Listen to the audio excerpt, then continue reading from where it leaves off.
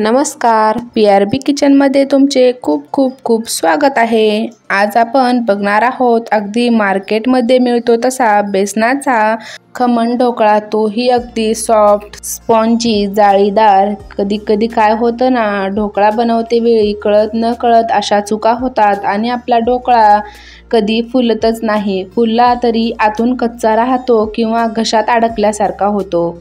तर असं होऊ नये म्हणून काय करायचं, अगदी परफेक्ट ढोकळा कसा बनवायचा ते आज आपण पाहणार आहोत। मी या व्हिडिओमध्ये भरपूर टिप्स आणि ट्रिक्ससह ही रेसिपी तुमच्यासोबत शेअर केलेली आहे, म्हणून रेसिपी अगदी शेवटपर्यंत नक्की पहा। चला तर मग पटकन रेसिपीला सुरुवात करू। मी इथे 1 वाटी भरून बेसन पीठ घेतलेलं आहे। बेसन पीठ तुम्ही कोणतंही घेऊ शकता, विकतच्या पॉकेटमधील असो किंवा मग घरच्या डाळीपासून चक्कीवर बनवलेला असो। त्यामध्ये पोहे खायच्या चमच्याने 2 चमचे बारीक रवा घालायचा। त्याचबरोबर ज्या वाटीने बेसन मोजून घेतलेलं होतं त्याच वाटीने अर्धी वाटी दही घालायचं।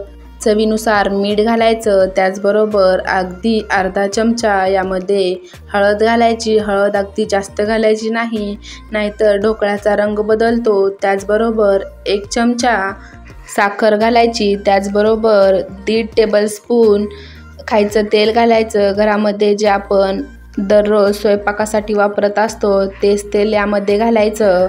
आता यामध्ये सर्वात शेवटी 1 हिरवी मिरची अगदी बारीक कट करून घालायची। हिरवी मिरची घालणं अगदी ऑप्शनल आहे, जर तुम्हाला घालायची नसेल तर तुम्ही स्किपही करू शकता। घरामध्ये जर लहान मुलं ढोकळा खाणारे असतील तर तुम्ही हिरवी मिरची नाही घातली तरीही चालेल। आता या दह्यामध्येच हे सर्व जिन्नस छान मिक्स करून घ्यायचे। थोडंसं मिक्स झालं की यामध्ये 1 चमचा लिंबाचा रस घालायचा। लिंबाचा रस घातल्यानंतर परत याला एकजीव करून घ्यायचं। यामध्ये सर्व जिन्नस छान एकजीव झाले की यामध्ये थोडं थोडं पाणी घालून छान स्मूथ असं बॅटर बनवून घ्यायचं।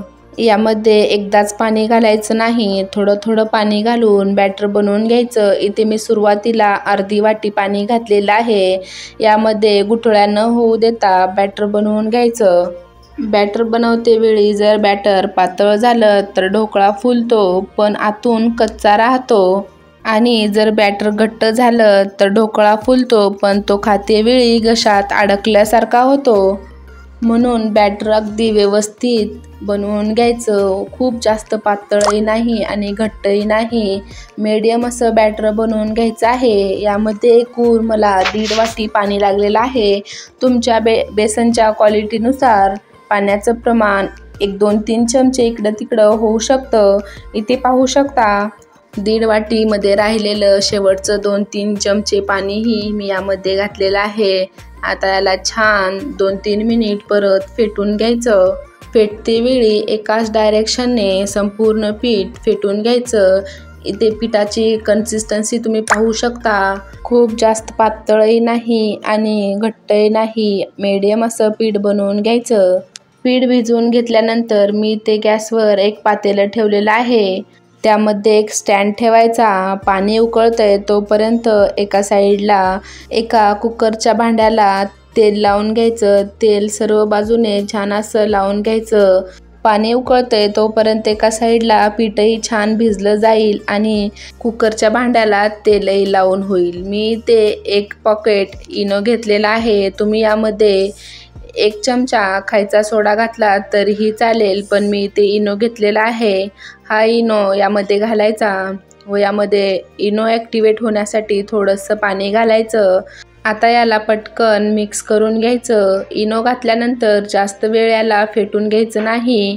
आता ज्या कुकरच्या भांड्याला तेल लावून घेतलेलं होतं यामध्ये हे बॅटर सोडायचं व हलकंसं याला टॅप करून घ्यायचं, म्हणजे यामध्ये जे काही एअर गॅप्स असतील ते निघून जातील। इनो घातल्यानंतर ही सर्व प्रोसेस अगदी फास्ट करायची आहे। ढोकळा न फुलण्याचं दुसरं कारण म्हणजे इनो घातल्यानंतर हे बॅटर आपण थंड पाण्यामध्ये स्टीम करायला ठेवतो, त्यामुळे ढोकळा फुलत नाही। इथे मी पाणी उकळून घेतलेलं आहे। यामध्ये हे बॅटर घातलेला कुकरचा डब्बा ठेवायचा व यावर जे झाकण फिट्ट असं बसेल ते झाकायचं व आता याला 15 मिनिट स्टीम करण्यासाठी ठेवू। 15 मिनिटानंतर इथे पाहू शकता ढोकळा अगदी छान फुललेला आहे। यामध्ये सुरी किंवा टूथपिक प्रेस करून बघायचं, त्याला जर काही चिकटलं नाही तर आपला ढोकळा अगदी छान परफेक्ट असा फुललेला आहे। इथे पाहू शकता जशास तशी सुरी बाहेर आलेली आहे। आता याला बाजूला काढून घेऊ व थंड होण्यासाठी ठेवू। ढोकळा थंड होतोय तोपर्यंत इथे तडका बनवून घेऊ। त्यासाठी मी इथे पॅनमध्ये एक मोठा चमचा तेल घेतलेला आहे। तेल छान गरम झालं की यामध्ये 1 चमचा मोहरी घालायची। मोहरी छान तडतडली की 5-6 हिरव्या मिरच्या मधून कट देऊन घालायच्या। त्याचबरोबर कढीपत्ता घालायचा। हे सर्व जिन्नस परतवून घ्यायचे। परतवून घेतल्यानंतर यामध्ये अर्धी वाटी पाणी घालायचं। पाण्यामध्ये मिरच्या छान मिक्स करून घ्यायच्या, म्हणजे याचा अर्क पाण्यामध्ये उतरतो। पाण्याला छान उकळी आली की यामध्ये 1 चमचा साखर घालायची। साखर तुम्ही तुमच्या आवडीनुसार कमी जास्त करू शकता। मी इथे 1 चमचा साखर घातलेली आहे।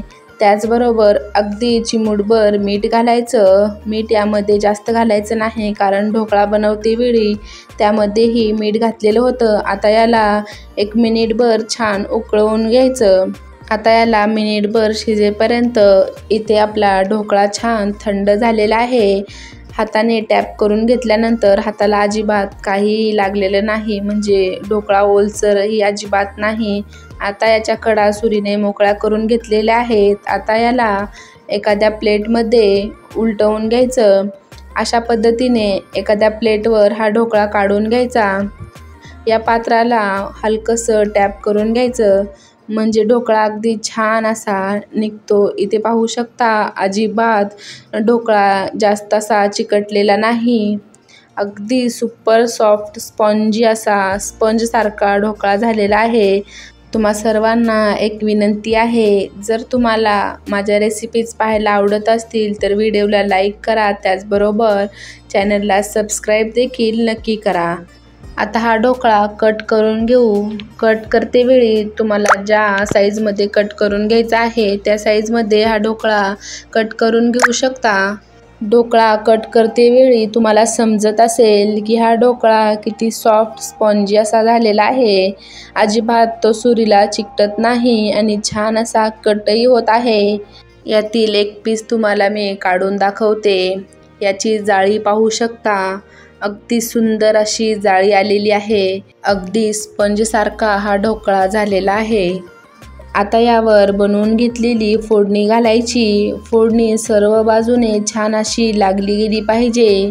फोडणीचं पाणी प्रत्येक पीसेसला अगदी छान असं लागलं पाहिजे। हा ढोकळा अप्रतिम असा झालेला आहे। नक्की एकदा या पद्धतीने असा ढोकळा बनवून पहा। यामध्ये आपण रव्याचाही जास्त वापर केलेला नाही, फक्त बेसन पिठापासून हा अगदी स्पॉन्जी असा ढोकळा बनवलेला आहे। नक्की एकदा तरी ही रेसिपी ट्राय करा। सर्वात शेवटी यावर अगदी बारीक कट करून कोथिंबीर घालायची। ढोकळ्याला जाळी, रंग अगदी सुरेख असा आलेला आहे। इथे आपला सुपर सॉफ्ट स्पॉन्जी जाळीदार ढोकळा बनवून तयार झालेला आहे। व्हिडिओ आवडला असेल तर व्हिडिओला लाईक करा, शेअर करा व चॅनलवर नवीन असाल तर चॅनलला सबस्क्राईब करायला विसरू नका। भेटूया अशाच मस्त आणि जबरदस्त रेसिपीसोबत। तोपर्यंत बाय बाय।